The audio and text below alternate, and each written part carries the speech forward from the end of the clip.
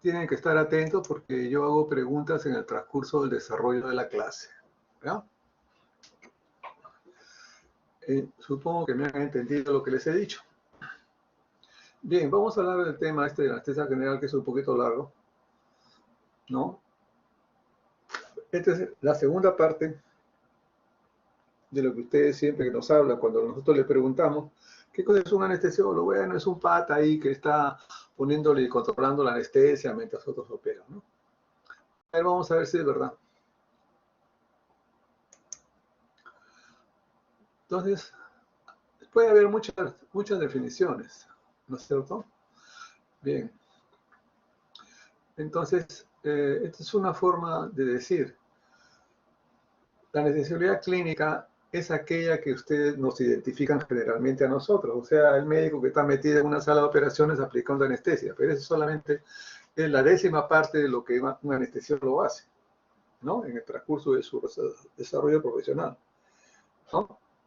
Bueno, entonces vamos a ver, pues, cómo es eso de aplicar la anestesia. Ustedes han recibido una clase ya de la doctora sobre evaluación preoperatoria, ¿no? Que es otra de las actividades. Entonces tenemos acá que la anestesia clínica es el estado clínico reversible aceptado por el paciente y creado deliberadamente para realizar los procedimientos, sean quirúrgicos o diagnósticos. ¿Qué cosa quiere decir esto? Que ustedes se supone ahorita todos están despiertos, conscientes y atentos, ¿no es cierto? Y dice que aceptado por el paciente porque a nadie se le puede poner anestesia si el paciente no acepta. Por eso es que ya les dijeron que hay el consentimiento informado, ¿no? Y creado deliberadamente, obviamente, porque es el paso previo para poder hacer la cirugía. A nadie quiere que lo operen sin que lo anestesien primeramente, ¿no? O sea, es deliberado, ¿no es cierto? Y es reversible porque todos quieren despertarse después de la anestesia, ¿no? Muy bien. Eso quiere decir. Debe lograrse a pesar de la enfermedad preexistente, del traumatismo quirúrgico y de los efectos anestésicos, incluso de las técnicas anestésicas. ¿Estamos? ¿Por qué es esto? Porque nadie va a salir de operaciones porque está sano, ¿no? Tiene que tener algún problema de salud, ¿no? Bien. Sea aguda o crónica. Puede ser una enfermedad, un cáncer, puede ser una, ¿cómo se llama? Una lesión gástrica, qué sé yo, tanta enfermedad que puede haber, ¿no? O puede ser traumática por un accidente. Estas son las características para poder hablar de anestesia general. Primero, que sea reversible. Yo hoy les pongo, ustedes que siempre paran pidiendo, doctor, ¿cuál es la fija, porque no les gusta estudiar? Entonces, cuando yo pongo algo en otro color o con distinto tipo de letra, entonces ahí están las fijas, pues ya. Para que la anestesia general, un paciente esté sometido a una anestesia general tiene que tener hipnosis, o sea, estar dormido. Tiene que ser analgesia, o sea, que no le duela. El hecho de que el paciente esté dormido no quiere decir que no le pueda doler. ¿Qué cosa quiere decir esto? Que hay que asociar agentes hipnóticos y agentes analgésicos. Tiene que haber relajación para que haya una buena respiración, ¿no? Tiene que haber abolición de los reflejos, ¿no? Y amnesia, ¿ya? Entonces, este estado clínico, la anestesia en sí no es una terapia correctiva o curativa. Se da para consentir un efecto o condición. O sea, es una de las pocas veces donde uno aplica fármacos que son hipnóticos, analgésicos, relajantes musculares, ¿no es cierto? Amnésicos, pero no es para curar a nadie, sino es para obtener el estado previo deliberado. Para mejor comprensión vamos a hacer una similitud. Hacer una anestesia es algo parecido como manejar un avión, ¿no es cierto? Vamos a hacer una similitud, ¿ya? Esta mole de más o menos 400 toneladas, ¿cómo es que se pueda sostener en el aire? ¿No? Bien, entonces, y todos queremos que una vez que esté en el aire, el vuelo sea tranquilo, estable, ¿no es cierto? así rectito, rectito, rectito, y que no haya subidas y bajadas. Y después al llegar vuelva a descender y todos contentos. En el estado de la anestesia es al revés, ¿no es cierto? Todos estamos en la base, subimos, ¿no es cierto? Mantenemos durante toda la cirugía y luego despertamos, ¿ya? En el estado del avión, estamos en el piso, subimos también, nos mantenemos estables y luego descendemos. ¿Ok? Muy bien. Pero antes de levantar el vuelo, el piloto y el copiloto tienen una serie de controles, ¿no es cierto? La computadora, que tiene que hacer el chequeo, sin el cual no puede iniciar el vuelo, ¿no? Bien, esto es obligatorio, una norma no solamente nacional, sino internacional, mundial. Y cada uno de los controles que van a ir chequeando tanto el piloto como el copiloto, tienen que ir puesto en una hoja, lo que se llama el checklist. Muy bien. Entonces, aquí está la tablilla. Cada uno de estos controles tiene un equivalente acá. ¿Estamos? Bien. Entonces, debe ser verificado con su lapicero, marcado, de que ha sido controlado, si no, por ejemplo, la cantidad de combustible, la presión de aire, la fuerza del viento, etcétera, etcétera, temperatura interna, externa, ¿no? La presión de la cabina, el aire de los neumáticos, etcétera, etcétera. En el caso de los cirugía, igualmente, hay un checklist. Este checklist es obligatorio por una resolución ministerial y tiene que ponerse necesariamente antes de empezar, ¿no? Entonces dice que las direcciones de salud y las direcciones regionales de salud podrán adicionar otros criterios que crean convenientes para tener un chequeo de una cirugía segura. Esta es la cartilla. Entonces, este es antes de comenzar el vuelo, antes de comenzar la anestesia. Se va chequeando uno por uno. Este es durante toda la cirugía y este es después de haber terminado la cirugía, a la salida. ¿Ya? Bien. Generalmente uno tiene un poco de estrés o tensión a toda persona que lo van a operar. Normalmente pues es un estado de tensión. Por eso es que se usa lo que se llama la medicación preanestésica, ¿no? En términos anestesiológicos se llama la premedicación. Esto puede ser un día anterior y tiene como objetivo aliviar la ansiedad del paciente, prevenir los dolores y prepararlo, ¿no es cierto?, para una buena anestesia, ¿no? De paso va a facilitar la inducción. ¿Qué cosa es la inducción? La inducción es el inicio de las primeras drogas que se ponen al iniciar la anestesia, ¿ya? Esto se hace en una visita que el anestesiólogo o el paciente hace, de acuerdo a lo que se ha explicado en la clase de la doctora Marilu, de evaluación preanestesia en el consultorio de anestesia, días hábiles, cuando es una cirugía electiva, ¿ya? Joel Cóndor, ¿me escuchas? Joel Cóndor Huitrón. ¿Ven? No está. Tiene falta Joel Cóndor Huitrón. Figura presente, pero no contesta. Muy bien. Vamos a ver quién más. Jennifer Altamirano. Sí, doctor. ¿Qué cosa es para ti una cirugía electiva? ¿Qué significa ese término?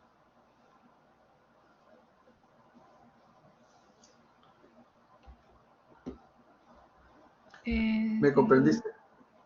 ¿Ah? ¿Sabes o no sabes? Si no sabes, dilo, no hay ningún problema. Nadie se va a molestar. Es una cirugía Marco que es de Antonio, emergencia. O sea, es ¿cómo? una cirugía de emergencia si este paciente es No traumatizado estoy, por... un poquito más fuerte. Una cirugía de emergencia, ya sea pacientes quemados o politraumatizados. La electiva es exactamente al revés. Es una cirugía programada, planeada. ¿Ya? Ok. Muy bien. También se hace la determinación del ASA, ¿no es cierto? Bien. Pamela Guamán, ¿qué cosa es ASA?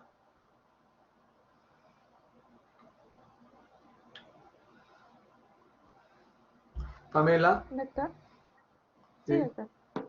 ¿Qué cosa es el ASA en anestesia? Esto lo ha dicho la clase anterior la doctora. No recuerdo, doctor. ¿Cómo? ¿Qué cosa es ASA? ¿No era la Sociedad Americana de Anestesiología? Edinson Arias, por Sí, segunda doctor. vez, Sí, sí, doctor, lo ¿qué escucho. cosa es el Es ASA? una clasificación que se hace a las personas para ¿Sí? tener sobre todo el factor de riesgo en el que están. Claro, ¿no? ¿Cómo es esa clasificación? No, no recuerdo, doctor. Muy bien. Paola Atagua. Paola Atagua. A las dos. Sí, doctor. ¿Qué cosa es el Ah, factor ASA? sí, doctor. LASA es la Sociedad Americana de Anestesiología y esta clasificación va a estimar el estado físico del paciente y lo clasifica Ajá, en muy bien. grados. Perfecto, muy bien. Te felicito. Son tan flojos que la respuesta estaba aquí. ASA es el factor de riesgo, pues, según la clasificación de la Sociedad Americana de Anestesia. Está bien, Paola, te felicito.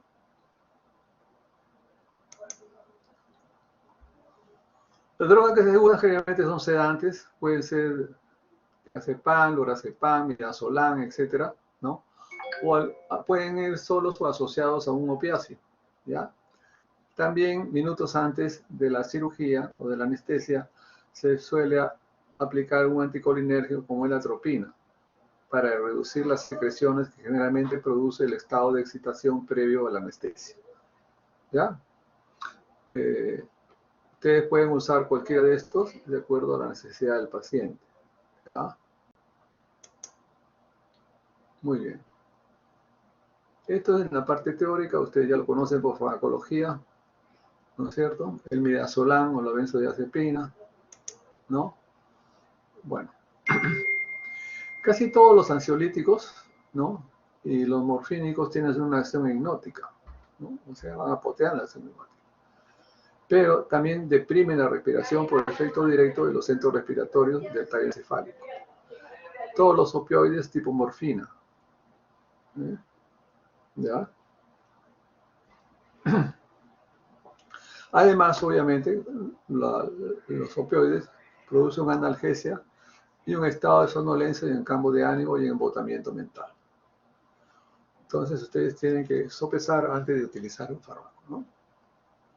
Los analgésicos opiáceos tipo morfina alteran la actividad del esfínter esofágico inferior, modifican la respuesta neuroendocrina y metabólicas y producen depresión fetal al estrés y retardo del inicio de la lactancia en el caso que sea utilizado previa a una operación cesárea.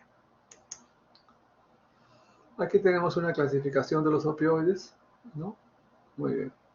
Nosotros generalmente usamos los opioides sintéticos de la familia de la fenilpiperidina. Una vista de la sala de operaciones, en el caso del inicio, la inducción se llama el inicio de la anestesia, nosotros lo llamamos inducción. Entonces, aquí tienen una imagen, el anestesiólogo, acá está el niño que se va a anestesiar, ¿no? Renato Bellido. Renato Bellido. Sí, doctor. Sí. Este personaje, ¿quién crees que es?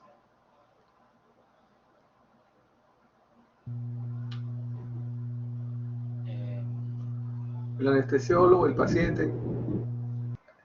¿Quién es esa persona? ¿Quién es? ¿Mm? ¿Renato? No sé. ¿Sabes o no sabes? Pienso que es no sé.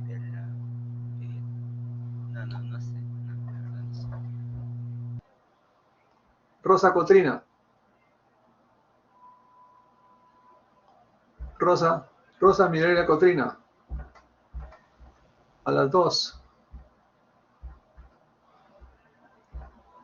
Rosa Cotrina. Otra que tiene falta. ¿Cómo queda sin alumno?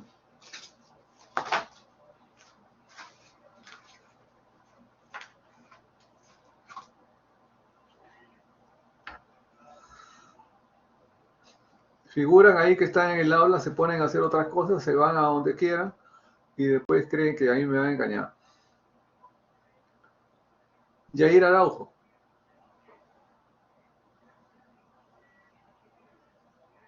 Yair Araujo. Sí, doctor. ¿Quién es? Doctor, Sí. la enfermera, doctor. ¿Cómo? ¿Puede ser una enfermera? No, no es la enfermera. ¿Una enfermera, doctor? No es. Esta es No. su mamá, la mamá del niño. En el caso Ok. de los niños, para evitar que los niños lloren mucho, les hace que entre la mamá. ¿Ya? Así se hace la inducción en los niños. En el caso de los adultos no, porque los adultos obedecen. ¿Ya? ¿Ok? Los catéteres esto ya les ha hecho en la práctica, cada uno en su grupo de práctica lo va a revisar, ¿no es cierto? Entonces, ¿qué es la inducción? Que es la primera parte, como habíamos dicho, de lo que compone los pasos o los estadios de la anestesia. Está caracterizado por la pérdida rápida de la conciencia. Uno debe usar fármacos de tal manera que la persona se duerma rápidamente, ¿ya? Eso de hacer contar, a ver, cuenta 1, 2, 3, eso no se debe hacer, eso es crueldad. Nunca se debe hacer, está prohibido. Entonces, luego viene el paso a un plano de superficial de anestesia quirúrgica. Le vamos profundizando al paciente de arriba abajo. Entonces, primero viene la inducción, que es una pérdida rápida de la conciencia. A renglón seguido viene el plano superficial de la anestesia quirúrgica. Luego viene el mantenimiento de la vía aérea permeable con la ventilación previa a intubación endotraqueal, ¿no? Y la conservación de las funciones vitales adecuadas. Cuando uno empieza la anestesia, generalmente el paciente entra en estado de excitación por el estrés. Hay taquicardia, ¿no es cierto? Hay hipertensión. Pero nosotros, en nuestro trabajo es que las funciones vitales se mantengan adecuadamente. Pueden subir, pero a niveles tolerables, ¿ya? Entonces, la hipnosis produce siempre un estado de excitación, que puede ser emocional o motora, ¿no? Motora se manifiesta en forma de risa, llanto, lagrimeo, taquicardia, hipertensión arterial, etc., ¿no? Nosotros tenemos que manejar bien esto, de tal manera, por eso que hacemos un pase del sueño, del estado de vigilia al estado de sueño, pero en segundos, para que esto o no se presente o se presente en forma muy tenue o muy corta, ¿ya? Luego, una vez que el paciente pierde la conciencia, ¿no? Después de haberle colocado un relajante muscular para poder facilitar la intubación, ¿no? Se hace la intubación, el paciente va a volver a recuperar la respiración y se va profundizando, se va aumentando la dosis del anestésico hasta llegar a lo que se llama la anestesia quirúrgica. Anestesia quirúrgica. ¿Qué se llama anestesia quirúrgica? Es cuando el paciente ya es como el avión. Una vez que se ha sido elevado, entonces el avión empieza a subir, a subir, a subir, a subir, a subir, para alcanzar un techo y luego ir en este sentido a su destino. Nosotros es al revés. El paciente está dormido, lo vamos durmiendo, durmiendo, durmiendo, durmiendo, durmiendo, hasta que llega a un nivel que se va a mantener durante toda la cirugía, ¿no es cierto? Ese nivel que se le mantiene al paciente durante toda la cirugía se llama anestesia quirúrgica, que es donde el paciente no hace taquicardia, no lagrimea, no hace manifestaciones de dolor, ¿no? Eso es lo que equivale al avión cuando ya alcanza un nivel y va a mantener un vuelo recto hasta el destino. ¿Ok? Muy bien. Los agentes anestésicos que se usan son los inhalados, gaseosos y endovenosos. ¿Ya? Este es barbitúrico, que es un barbitúrico de acción ultracorta. Este es un anestésico endovenoso de acción ultracorta, pero no es barbitúrico. El tiopental sí es barbitúrico. Y la ketamina, que es lo que se llama la anestesia disociativa. ¿No es cierto? Muy bien. A ver, Leslie Gutiérrez. Doctor, buenas tardes. Buenas tardes, hija. Por su acción de los fármacos sobre el sistema nervioso central, ¿cómo se clasifica?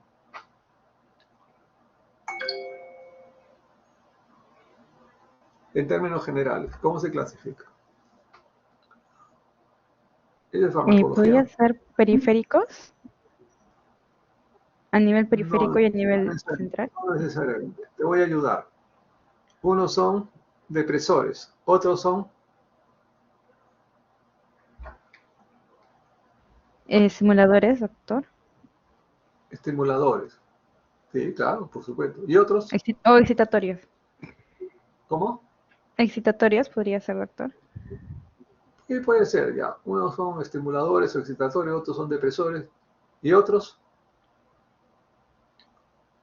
Fíjate lo que acabo de decir en antes, ¿no? Y otros son disociativos, pues. Disociativos, sí, sí, doctor. ¿Ya? Uno son disociativos. ¿Ya? Eso hace la ketamina. ¿Ya? Tienen que estar atentos, ¿ah? Muy bien, entonces la inducción equivale al proceso de despegue del avión, ¿no es cierto? Es un momento crítico desarrollado con la máxima atención del piloto para ir acompañado de un silencio total de la cabina de los pasajeros. Entonces aquí todos están con miedo, se agarran de la manito, rezan el rosario, qué sé yo, porque el avión está a una velocidad impresionante, no se está tratando de coger altura, ¿no? Y es un momento realmente crítico. Igual sucede en el inicio de la anestesia, ¿no? Muy bien, aquí está el inicio de la anestesia, la anestesióloga, el paciente está aquí. Y todos los controles, igualito que el piloto de aviación, están aquí en la pantalla de la computadora, ¿no es cierto? Esta es la pantalla del respirador, ¿no es cierto? El respirador, está aquí el respirador. Acá hay un fuelle, es una campana de plástico, y este fuelle sube y baja para dar la ventilación. Todos los controles de la ventilación son registrados en la pantalla de la computadora y todos los parámetros, presión arterial, pulso, oxigenación, frecuencia del pulso, etcétera, etcétera, todo en esta otra computadora. ¿Ya? Es igualito que el piloto en el checklist. Material con que se hace la intubación, laringoscopio, tubo endotraqueal, máscara, etcétera. Cómo se coge la máscara, la forma adecuada. Se va a proceder a la intubación, ¿no es cierto? Ya se le ha puesto el relajante muscular. Después del hipnótico viene el relajante. El paciente se relaja, se abre sola la boca porque se ha relajado. Se usa el laringoscopio y se coloca el tubo endotraqueal. El tubo endotraqueal cumple todas estas funciones. Forma parte de la inducción, como se ha explicado. Requiere relajación muscular previa. Asegura una buena oxigenación, ya que va a ser conectado a un ventilador automático, ¿no es cierto? Y sirve también para administrar anestésicos. Por el tubo endotraqueal nosotros podemos administrar fármacos, ¿no? Directamente al pulmón. Y también sirve para hacer aspiración traqueal, ¿no? Si hay moco, hay secreción bronquial, se puede sacar por ahí. A veces no es tan fácil intubar, ¿no? Jenny Arcos. Sí, doctor, buenas tardes. Buenas tardes, hija. ¿Cómo intubarías a esta paciente? Bueno, uno que sería un poco complicado, ¿no? Porque Sí, claro, pues, por eso te pregunto. Pues.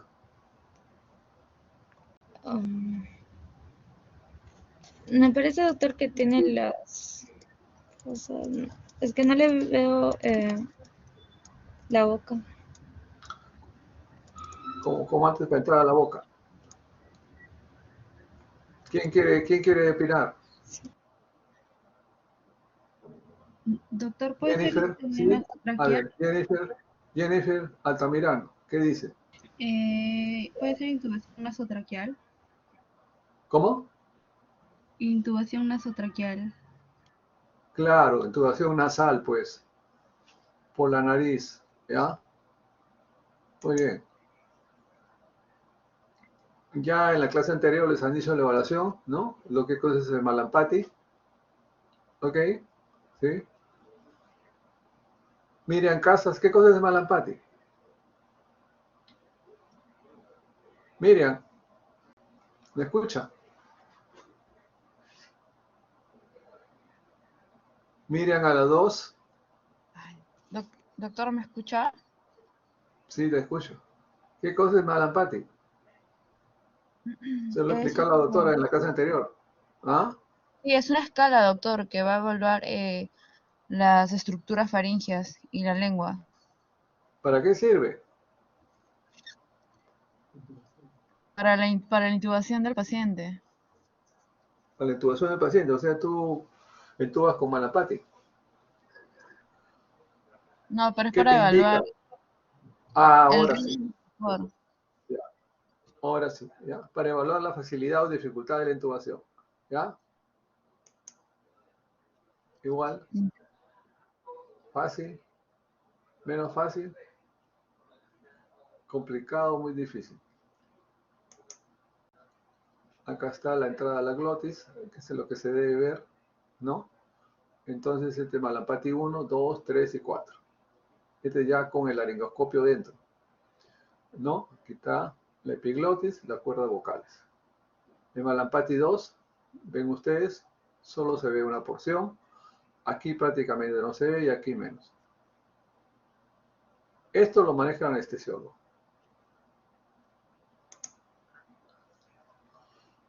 Hay un equipo que también, así como el cirujano tiene su ecógrafo, su pantalla para hacer la paroscopía, nosotros tenemos también un visualizador de intubación traqueal, ¿ya? Es este. Entonces nosotros podemos ver por pantalla, ¿no? Aquí está la nariz, el labio de la boca, el mentón, el paciente está echado. Este es un laringoscopio que dentro tiene una cámara y una luz, ¿no es cierto? Entonces aquí está la epiglotis, las cuerdas vocales. Entonces, esto que está aquí, lo estamos viendo acá, en la pantalla. Entonces, por aquí podemos pasar el tubo endotraqueal y no tener problemas. ¿Ok? En otros casos se utiliza este elemento que se llama la máscara laringia, ¿no? Que en los libros se conoce como LM en inglés, ¿no? En el caso que no se puede hacer intubación fácilmente y no se encuentra con el equipo anterior. Aquí está la colocación de la máscara laringia. Esto no entra a la tráquea, como dice su nombre, se queda en la laringe, pues se llama máscara laringia. Estas son las ventajas que ofrece la máscara laringia, ¿no? Es fácil de instalar, no requiere visualización directa de las cuerdas vocales ni de la tráquea. Evita el riesgo de la lesión de las cuerdas vocales. Evita los cambios hemodinámicos no deseados por la laringoscopía. Evita la intubación errada hacia el esófago. Disminuye el riesgo de vómito y regurgitación y permite introducir el tubo traqueal sin laringoscopía. ¿Ok? Ya. Cualquier pregunta, duda que ustedes tengan, por favor, la pueden hacer en cualquier momento, a mí no me molesta. Pero también tiene algunas complicaciones, ¿no? Bien. En el caso de la intubación pueden haber complicaciones, ¿no? Bien. Puede haber una intubación errada al esófago. Este es en caso no de máscara laringia, sino de intubación con el laringoscopio. Se puede lesionar la lengua, la faringe, las cuerdas vocales, edema de glotis, retiro de piezas dentales, lesión de labios, fractura los dientes, se manipulan, se golpean, ¿no? Porque se apoyan en los dientes. Luxación de la mandíbula porque estiran demasiado el cuello y como está relajado lo pueden sacar de su sitio. colapso de la luz del tubo, el tubo lo acoda mucho, inflamación y ulceración de las mucosas y laringoespasmo. Todas estas pueden complicaciones posibles cuando se hace la intubación con laringoscopía. La intubación y la inducción se puede hacer con agentes endovenosos o inhalados, ¿no? El asunto es coger un buen plano y hacer una buena depresión del sistema nervioso central, ¿no? Y que haya un sueño adecuado que debe ser cuidadosamente evaluado. Todo el mundo tiene miedo de quedarse demasiado dormido. Entonces, nosotros tenemos un equipo, ¿no?, que controla el nivel de sueño, que se llama BIS, Sistema Biespectral, ¿ya? Muy bien. Ese BIS, que es como un contómetro, ¿no?, sirve para controlar qué tan profundo está el sueño del paciente, ¿ya? Bien. 100 es cuando está despierto y 0 es cuando ya está en paro cardíaco. Un buen plano de BIS para cirugía fluctúa entre 40 a 60 BIS.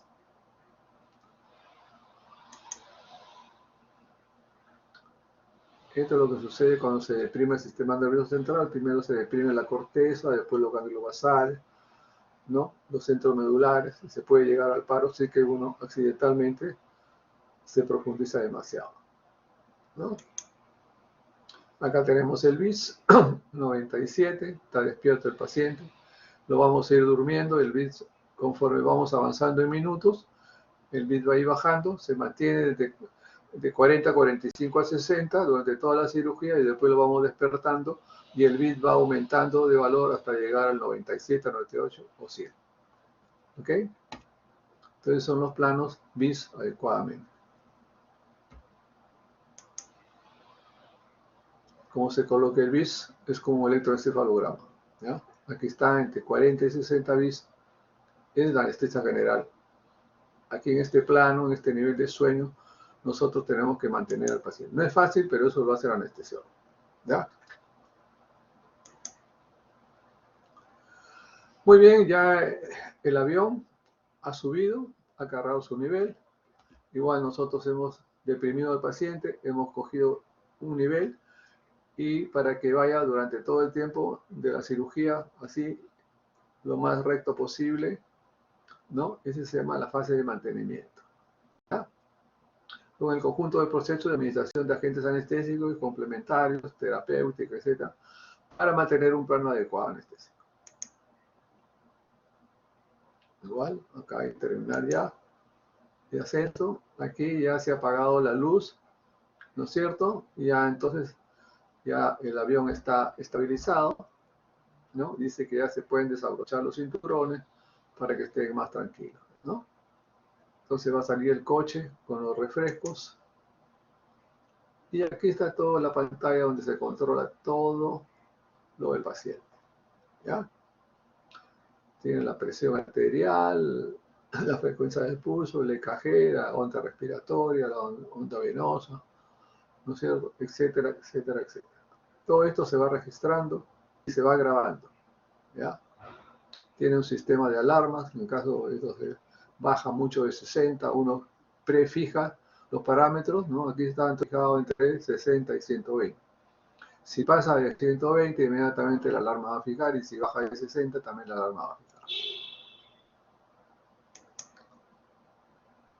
Este es el mantenimiento, ¿no?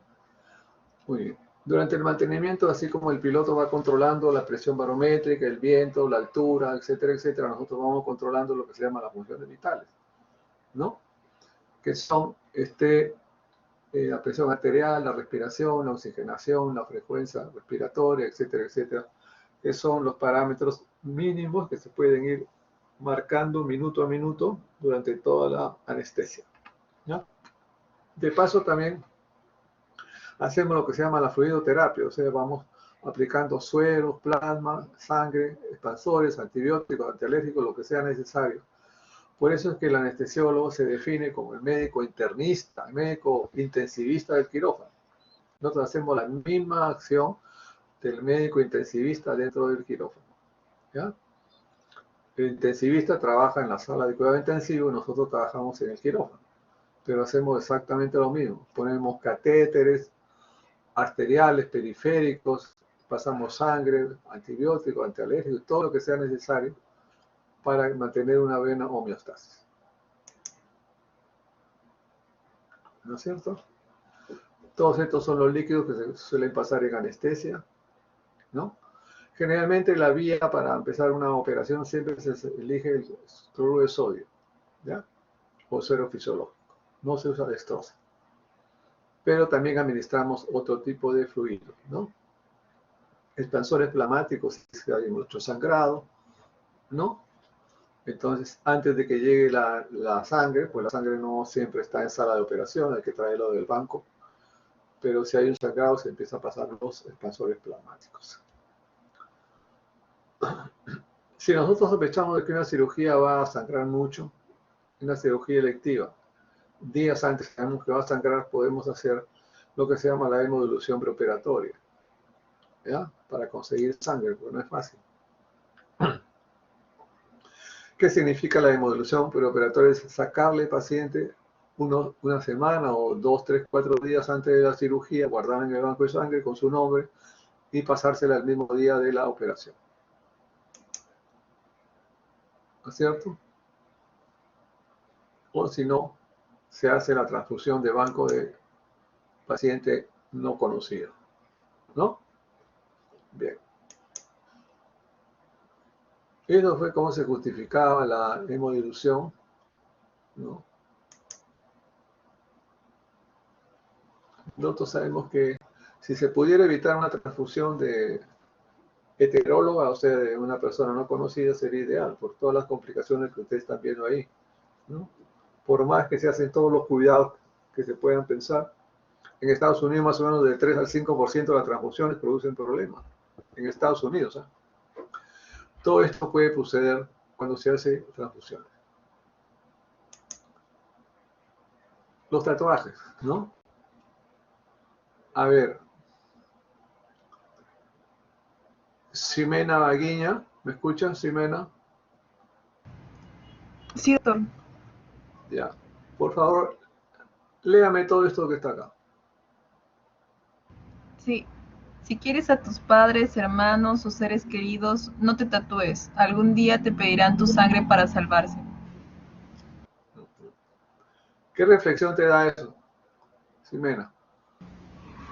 De que si es que una persona se quiere tatuar, debe pensarlo 2 veces porque uno nunca sabe lo que puede pasar con un ser querido que tal vez necesite sangre y en el momento tú no puedas donar por el mismo hecho de tenerlo. ¿Tú tienes algún tatuaje? No, doctor. No. Bueno. Muy bien. Entonces, pues hay gente que se cree que son letreros, no sé, son murales, ¿no? Bueno, es un problema, ¿no? Quedan inhabilitados. ¿Qué dice acá?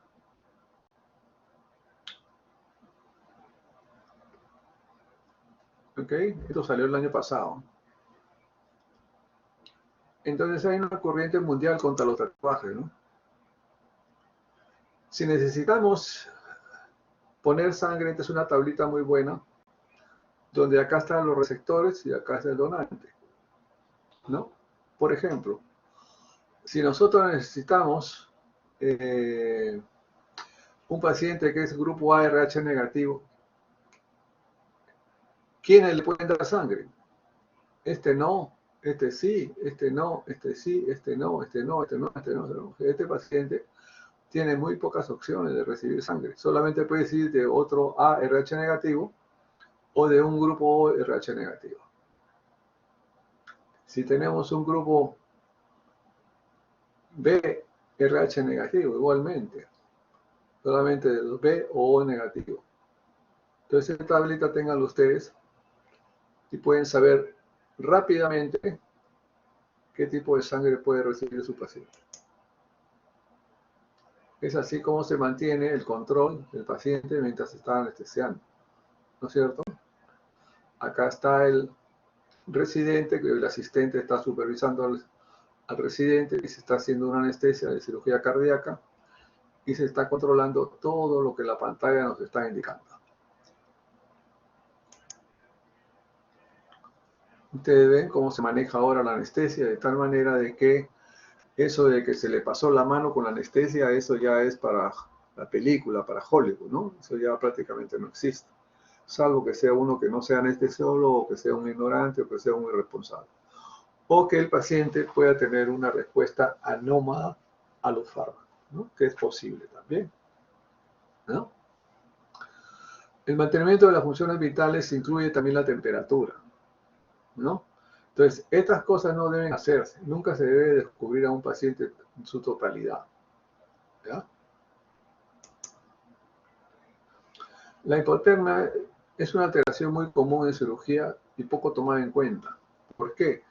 Porque el cirujano y el anestesiólogo y la enfermera están bien protegidos con 2 mandiles, etcétera, etcétera, pero el paciente está desnudo. Y como ellos no sienten frío, no les importa lo que siente el paciente. ¿Ok? En cirugía laparoscópica, por ejemplo, se usa el CO2, que es un gas frío, ¿no es cierto? Y el gas difunde los tejidos y se enfría más al paciente. Imagínense, esto nunca se debe hacer, esto es un crimen. La pérdida de calor de una persona se puede perder por 4 vías. Por radiación, entre 40 y 60%, por evaporación, 12%, por convección, 25 a 30% y conducción, 12%. ¿Ok? ¿Ya? La conducción es el contacto del cuerpo con la superficie. ¿Ya? La radiación es por el aire que hay en la sala de operaciones, ¿no es cierto? Hay un aire que circula. Aquí hay un extractor de aire, entonces el aire de la sala se extrae por acá y se bota al medio ambiente, pero inyecta otro aire. Entonces esta circulación barre, ¿no? Y produce pérdida de temperatura. Entonces permanentemente debe haber un control de la temperatura, porque también por la ventilación se pierde, ¿no? Calor, pues la respiración sale aire caliente del pulmón, ¿no? A veces hay que hacer lavado de vísceras y se usa un líquido que no está a una temperatura adecuada. Por lo tanto, se debe usar dispositivos para tratar de mantener la temperatura corporal. La hipotermia es muy dañina, ¿no? Todo lo que puede producir una hipotermia, ¿no? Aumenta la susceptibilidad a las infecciones, altera la coagulación, el paciente que está sangrando, le pasan sangre pero no coagula. ¿Qué pasa? Que está hipotérmico. Aumenta el metabolismo, aumenta la incidencia de arritmia, está haciendo arritmia, trasistolia, llamen al cardiólogo, mentira, el paciente está frío, etcétera, etcétera. ¿Ya?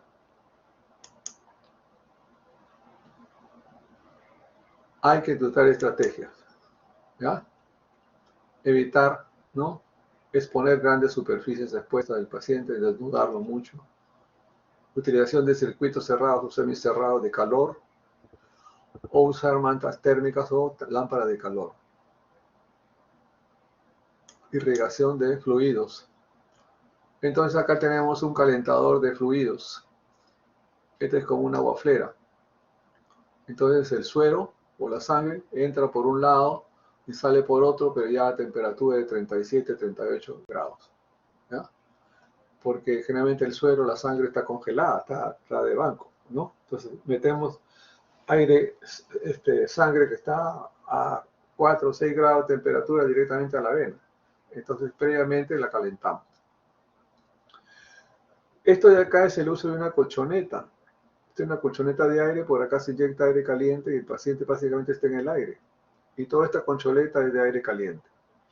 Para que por contacto, o sea, convección, no se enfríe el paciente.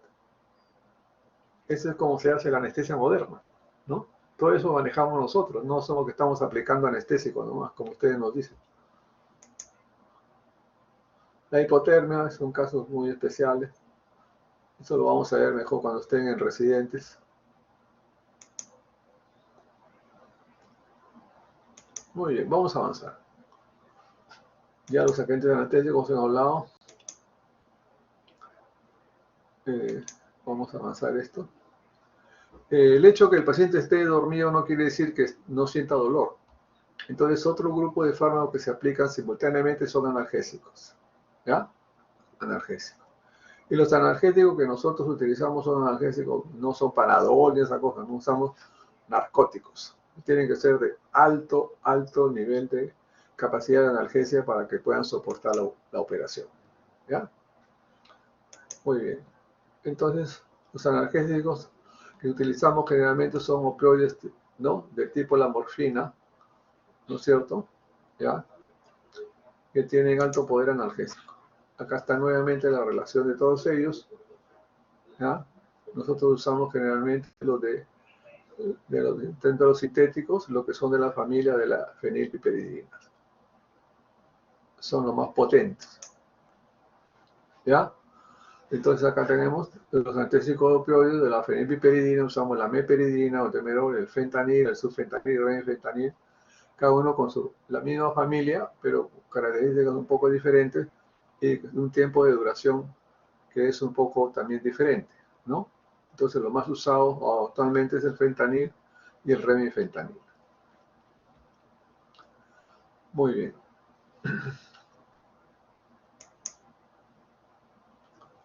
¿Cómo actúan a nivel presináptico, a nivel postsináptico? ¿No? Inhiben la liberación de sustancia P, inhiben la liberación de dopamina, noradrenalina y acetilcolina en el sistema nervioso central. Esta es su acción a nivel presináptico y a nivel postsináptico. Esto lo saben ustedes por farmacología. Generalmente algo pregunta sobre esto.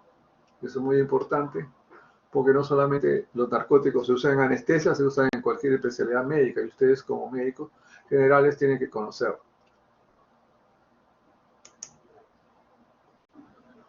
No se olviden que todos los opioides, sean derivados de la morfina o semisintéticos, tienen acciones sobre el sistema cardiovascular y el sistema respiratorio, ¿no?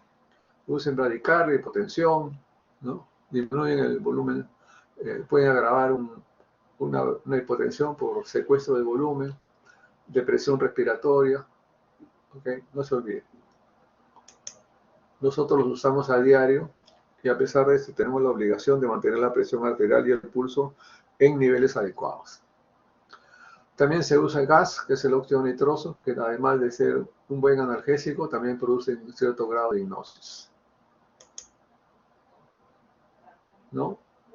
Utilizar gas de óxido nitroso al 20% de óxido nitroso y 80% de oxígeno, es equivalente a 15 miligramos de morfina de acción analgésica.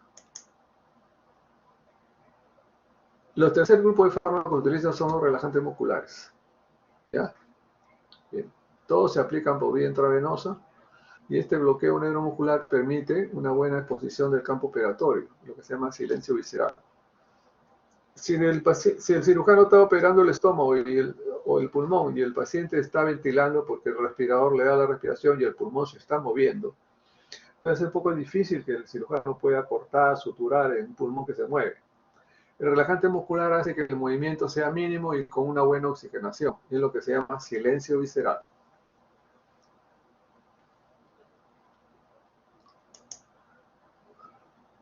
Existen dos tipos de grupos, los despolarizantes y no despolarizantes, ¿no? Lo que se usa actualmente son los no despolarizantes, son los que más se usan. Estos tienen una utilización muy precisa y limitada, pero sí son importantes. Ahí está la característica de la succinicolina, ¿no? La ventaja es que actúan muy rápidamente y producen en 30 segundos ya ha actuado, ¿ya? Pero su tiempo de duración también es corto, 20 a 30 minutos nomás, que le da sus ventajas, ¿no? Ya. La dosis tope de la succinicolina es 500 miligramos, ¿no? Se usa 1 miligramo por kilo, pero como dura 20, 30 minutos hay que estar agregando más. Si nos pasamos a más de 500, va a producir lo que se llama el bloqueo dual o fase 2. ¿Qué cosa quiere decir? Que ya actúa ya no como despolarizante, sino como no despolarizante. Está la succinicolina. Está contraindicado porque libera histamina, ¿no es cierto? Y produce lesión ocular porque aumenta la presión intraocular. De todas maneras, los pacientes que tienen glaucoma no se debe usar sufrinicolina. ¿Ya? Paciente con quemaduras porque libera potasio no debe usarse.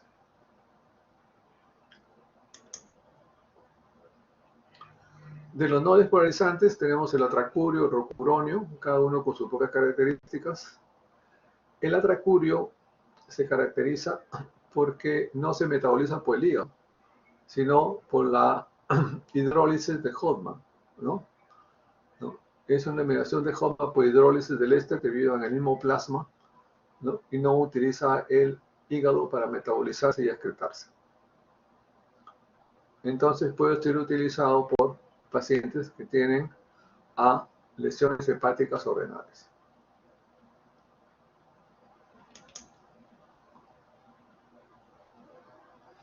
La galamina tiene la característica que es da mucha taquicardia, por eso se usa poco ahora, ¿no? ¿En qué caso no debe ponerse relajante muscular? Obviamente el paciente que tiene miastenia gravis, ¿no? Diana Gallegos, señorita Diana. Sí, doctor. Buenas tardes. Buenas tardes, hija. ¿Qué cosa es la miastenia gravis?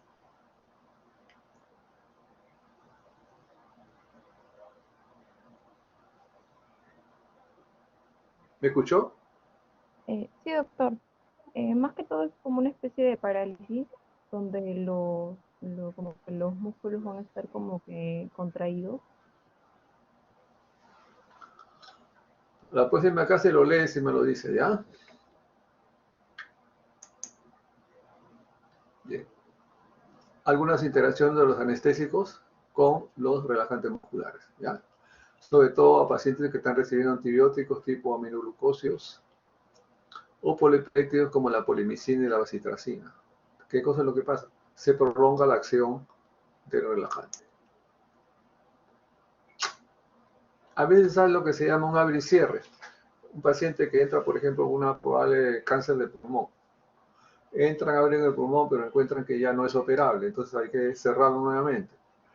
Entonces nosotros habíamos puesto relajante como para que dure 1 hora, 2 horas. Entonces, pero como la cirugía va a demorar muy poco, entonces hay que hacer la reversión. ¿Ya? Muy bien. Entonces, en ese caso, ¿no? Hay que revertir la acción de estos relajantes, ¿ya? Para que la paciente pueda retomar la respiración, ¿no? Y poderlo despertar prontamente, ¿ya?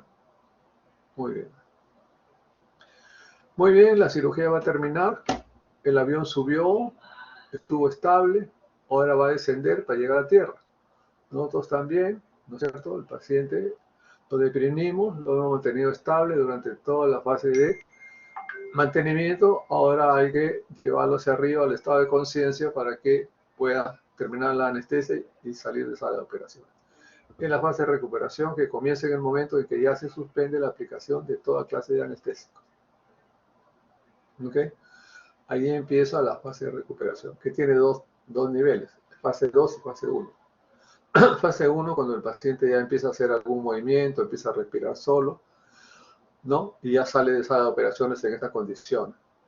Y en la fase 2, generalmente ya se logra en la sala de recuperación cuando el paciente ya puede abrir los ojos o hacer una respuesta auditiva, ¿no es cierto? O hablar, o mover los ojos cuando se le hace algún estímulo.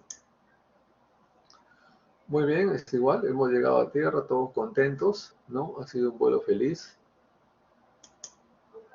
¿no es cierto? Bien. ¿Cuáles son las principales complicaciones de la anestesia? Son la hipoxemia por hipoventilación o hipercarbia. ¿Qué quiere decir? Cuando el paciente tiene una patología pulmonar o no tiene, o los parámetros del ventilador han sido mal colocados, ¿no? Entonces, mucha frecuencia o poco volumen ventilatorio, etcétera, etcétera.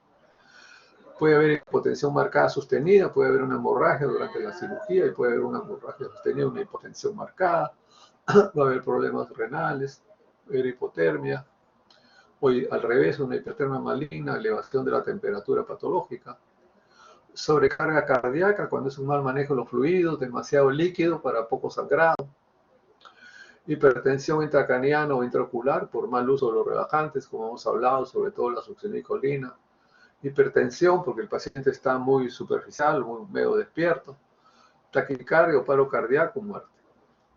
Son todas las complicaciones posibles que se pueden dar.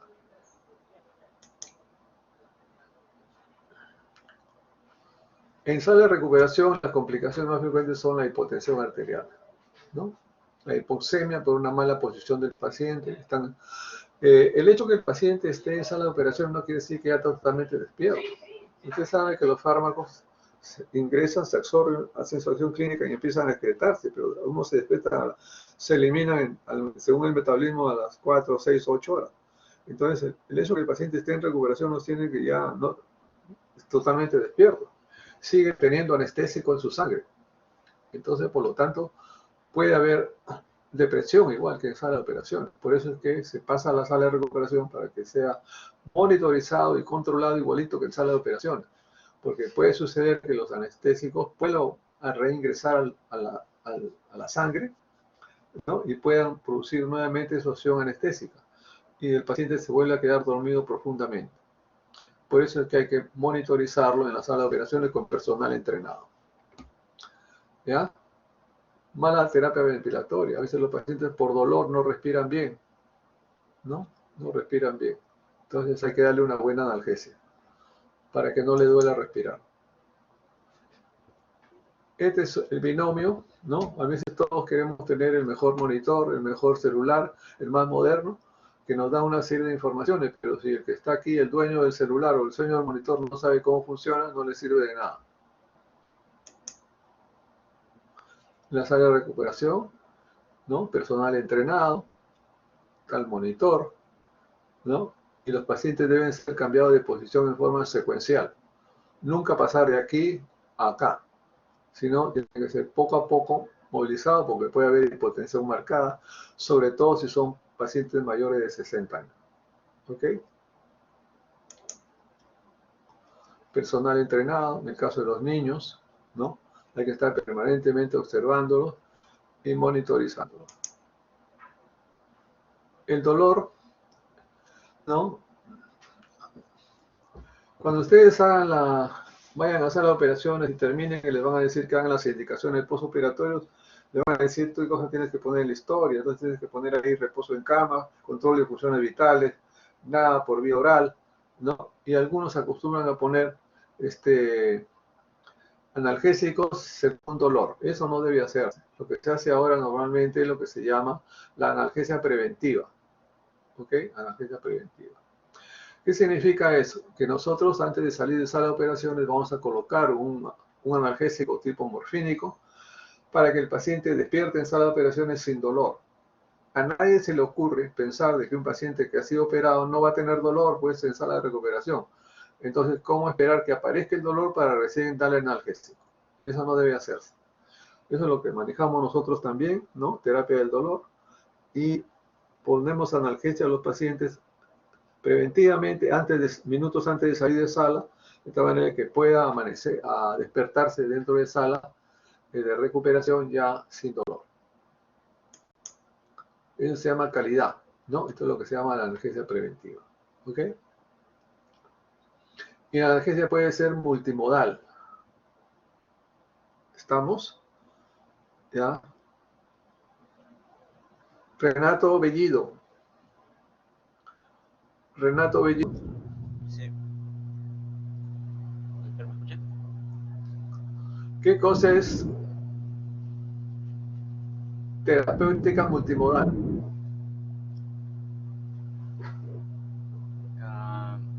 Renato, sé que me escuchas. Sí, viene a ser, por ejemplo, el uso de... Renato Bellido, ¿me escucha? Sí, doctor, ¿me escucha? ¿Qué cosa es una terapia multimodal?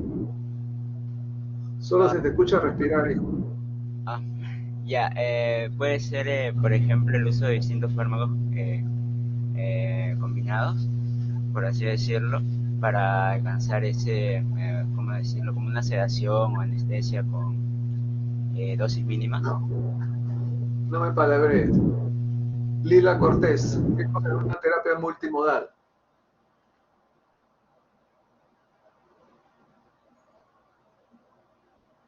Lila, ¿está presente? ¿A la una? Sí, doctor, sí nos está cargando. Eh, Doctor, Entonces, ese- ¿qué cosa es terapia multimodal o analgesia multimodal? bueno, último. Sería la combinación, doctor, Ajá. ¿no? Una combinación de analgésicos.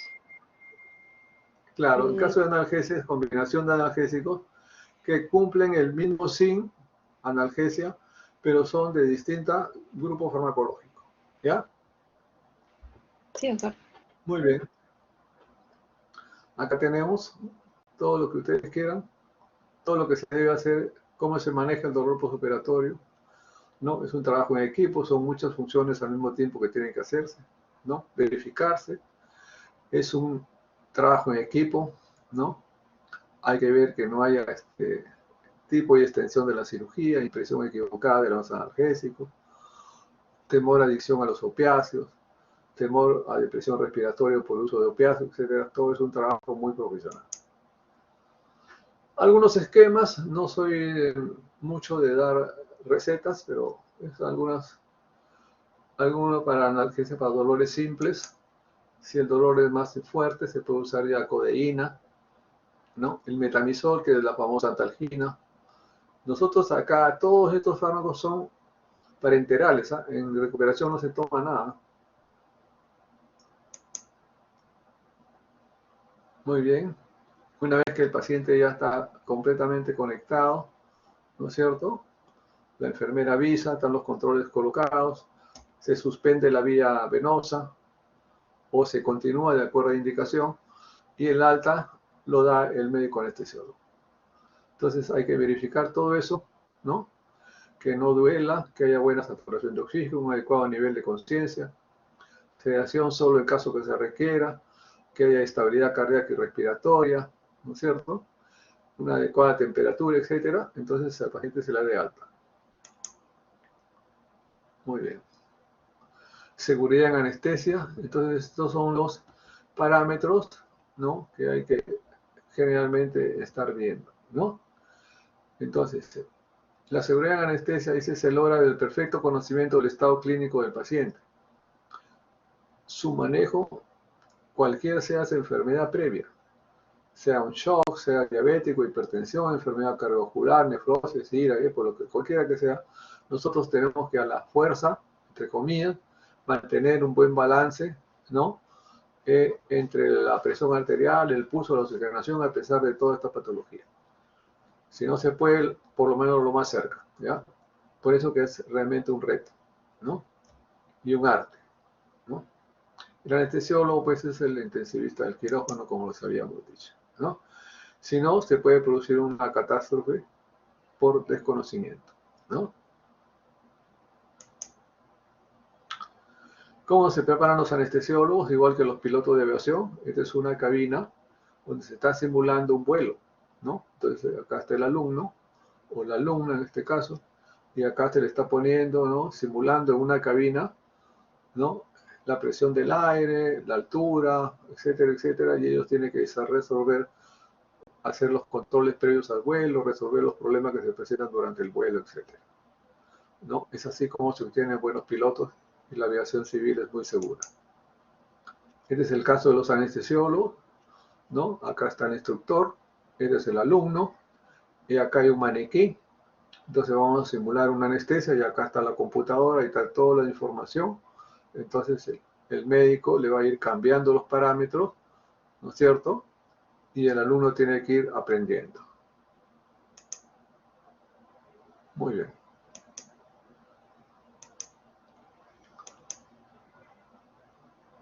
Muy bien. En anestesia hay que buscar el cero error. No pueden haber errores. Así como nos exigimos al piloto que no hay errores, el anestesiólogo no debe cometer errores. Para eso debe tener una disciplina y una formación especial diferente a otras especialidades, ¿no? Muy bien, ¿alguna pregunta? ¿Alguna pregunta de lo que quieran? Levanten la mano. Aprovechen, hagan las preguntas, no se queden con la duda. Algunos dicen, no, eso lo aprendo. Sí. Y dice, sí, Sí, doctor. La máscara laringea, ¿en qué caso se utilizaría? ¿Se podría utilizar cuando un paciente esté en la escala, con respecto a la escala de Malpati en tipo 4? no, no se puede. Generalmente se usa en nivel 1 y o 2, ¿ya? La máscara laringea tiene sus indicaciones, te voy a decir. Primero, para cirugías muy cortas, que pueden ser hasta de 1 hora, ¿ya? Seguro cuando hay, hasta Malampati 3 podría tener, ¿ya? Entonces cuando hay dificultades, tú tienes solo tu laringoscopio, no tienes una buena visión, entonces prefieres una máscara laringea, ¿ya? Y puedes tener una buena oxigenación hasta Malampati 3, es correcto, ¿ya? Y nada, entonces se utiliza también para reanimación, ¿ya? Reanimación. Y para, como te digo, cirugías cortas, pacientes que tienen cuello corto, dificultad para flexionar el cuello, dificultad para colocar el laringoscopio, entonces la máscara laringea es muy útil en esos casos. ¿Ok? Sí, ¿Contesta doctor, tu gracias. pregunta? Ya. ¿Alguna otra pregunta, por favor? No se queden con la duda.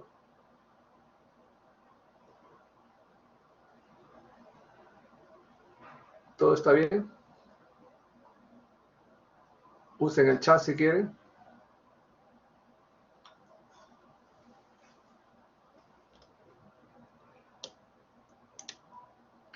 Bien, entonces hemos terminado. Les agradezco su atención y con el grupo que corresponde hasta el próximo martes, el grupo 4. ¿Ya? Ah, quisiera saber quién de ustedes es el delegado o la delegada. ¿Tienen Sí, ustedes? sí, doctor, soy yo, Aarón Arias. ¿Cómo te Aló, llamas, doctor. hijo?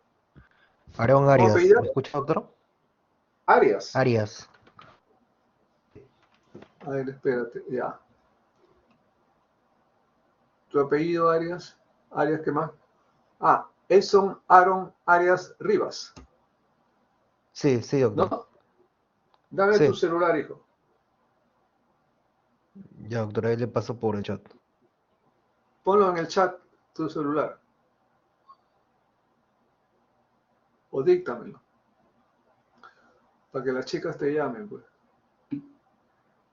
Ya.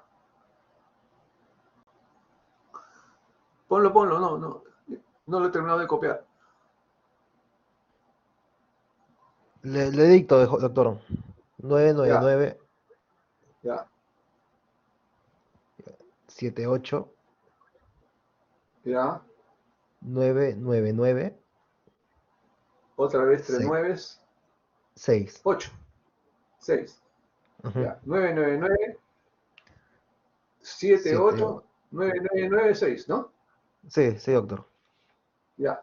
Entonces, por aquí, si usted hay cualquier problema en la clase, alguna consulta o cualquier cosa que pueda suscitar, entonces ustedes se comunican conmigo, yo me comunico contigo para que les avise de su resto a sus compañeros, ¿ok? Ya, muchas Doctor, gracias. en cuanto a las Sí, diapositivas, nos va a pasar las diapositivas, disculpe. ya, esta clase ha sido grabada, así que no hay ningún problema, ustedes la pueden revisar, ¿ya? Ya, doctor, está bien. Ok, ¿alguna otra pregunta? Sí. Ok, entonces les agradezco y nos vemos el martes con el grupo 4, ¿ya? Gracias. Hasta luego.